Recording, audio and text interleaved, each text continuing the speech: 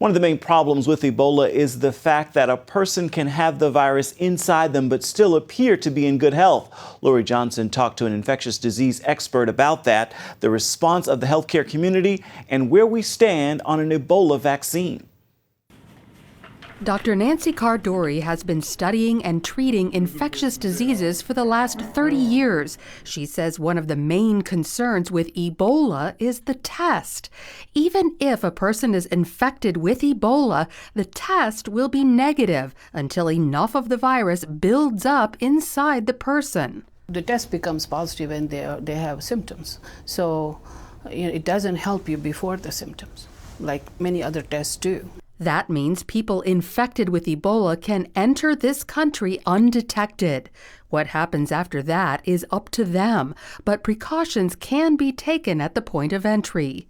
People who are coming from Africa, I'm hoping that this education will happen at the entry level, like at the airports, customs checks and all. Say, look, you're coming from XYZ country, and therefore, if you have fever or you just don't feel well, you have a headache, please don't just take your time to go see a healthcare provider. Go quickly.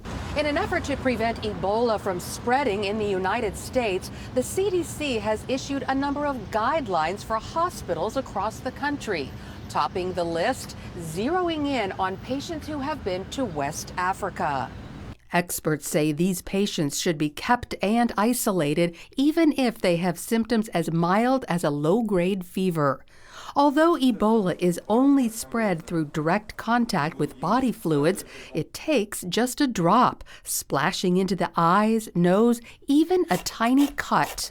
If people have a small tear or abrasion that they haven't even noticed, which happens all the time, and they come in contact with somebody's blood or somebody's stool or urine or vomit that has the virus in it, in that case the virus will go through the skin. Dr. Cardori says the best hope for containing the spread of Ebola is the vaccine currently in development, which could be given on a mass scale in as early as 6 months.